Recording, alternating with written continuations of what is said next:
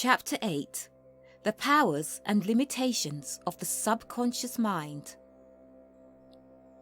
The subconscious mind is the mind of nature. It possesses extraordinary powers and intelligence, but no inspiration. It is instinctive, it is animal, it is natural, but there is nothing godlike about it. It is of the earth and the physical plane. It can be described as the inner forces of nature resident within our body. Having said this, we have said nearly all there is to be said about the subconscious. Yet, this is the mind of which some people have made a veritable god. The subconscious mind, if led aright, is a very good friend, reducing all repeated thoughts and actions into habit, which in time becomes settled and part of the very life itself. Thus, by conscious right thinking and conscious right action, a good habit is formed, which becomes, in course of time, practically automatic. This, of course, builds up the character, which in turn affects the life. It will be seen then how important is the right use of this willing and faithful servant. It is no god, it has no inspiration, but it is a very useful servant, and we shall see. Most of our actions or movements are done or made subconsciously. The reason that practice makes perfect is that the subconscious mind learns to do the task and, by so doing, takes it off our hands. How difficult it is to learn to drive a motor car. How carefully at first we have to double declutch and obtain the right engine speed for a noiseless change. Yet, after a time, the whole action is performed subconsciously. It is the same with piano playing. Many players, some better than others, can play the most difficult classical music without consciously recalling it to mind. As soon as they try to remember, the whole piece leaves them.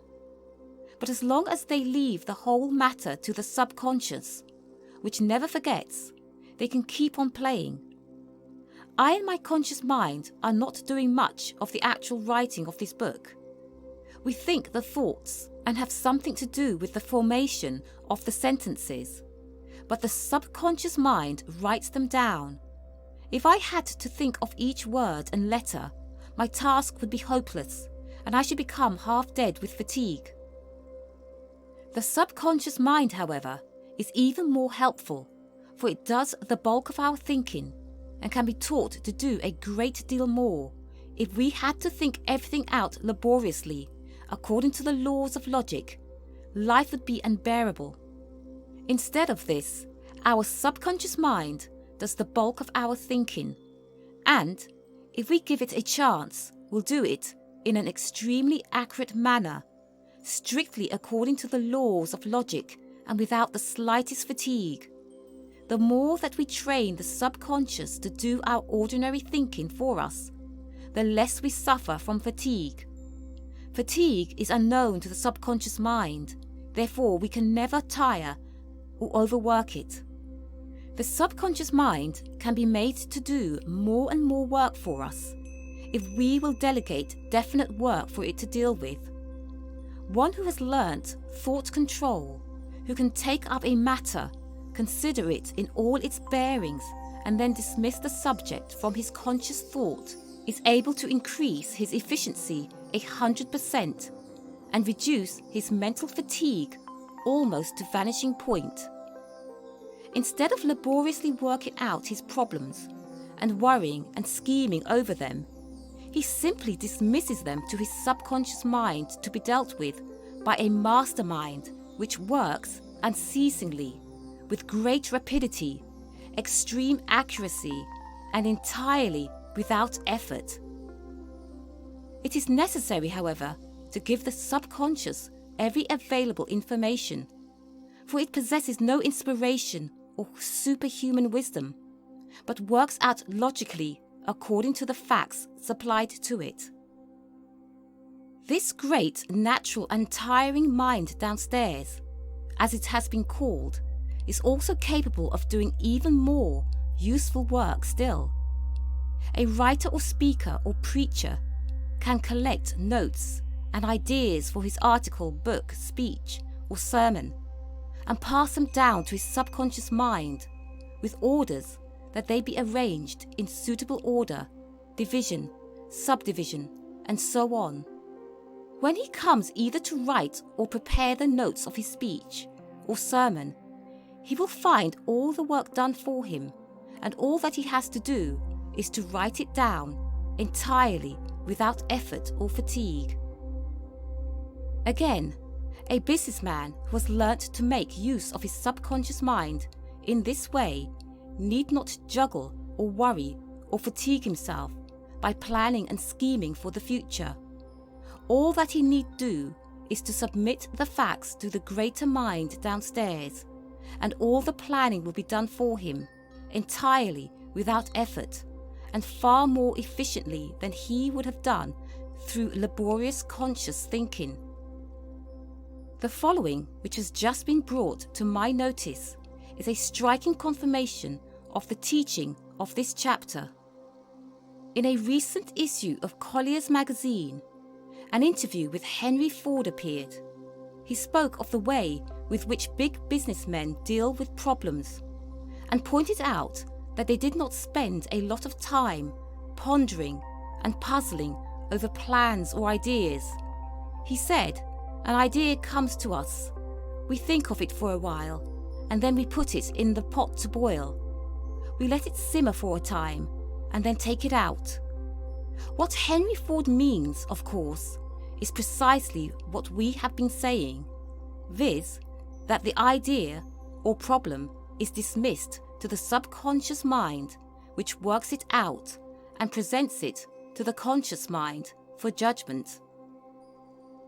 Yet again, an inventor or one who is constructing something mechanical can make use of the subconscious mind in precisely the same way. Let him sum up the whole problem, arrange all his facts and available information, and pass them all to the subconscious mind, when, if a successful result is within the range of possibility, an answer or idea will be forthcoming. All this being done, mark you, without any effort whatever. All this may seem, especially to some readers, rather wonderful and far-fetched, yet there is nothing occult or mysterious about it. I am perfectly sure that there is no great writer, politician, or businessman who does not make use of his subconscious mind in this way. He probably does so unconsciously, but his procedure is the same. Some employ the whole of their mind naturally. These become men of achievement who occupy responsible positions and who bear immense burdens without strain, worry or care. Responsibility sits lightly upon them, and they are serene and untroubled when in positions and when confronted by tasks and difficulties, such as would drive an ordinary individual out of his mind. Such men develop their powers of attention and concentration. Anyone who is in earnest can do this, to a very high degree. They are at great pains to get to the root of a problem and obtain all the available data possible, but after that, it is their subconscious mind that does all the work and which arrives at a decision. While it comes natural to a few to use their subconscious mind in the correct way, the majority of people find themselves unable to do so. Such, however, can acquire the art by training. First, it is necessary to learn about thought control, so as to be able to take up a problem or dismiss it entirely from the mind at will. When a problem is passed to the subconscious to be worked out, the subject must be dismissed entirely from the conscious mind. The problem must not be worried over, nor the thoughts allowed to dwell upon it. It must be left entirely to the subconscious. Second, every possible detail and information connected with the problem must be grasped by the conscious mind, and the whole matter, pro and con, visualized before being passed to the subconscious.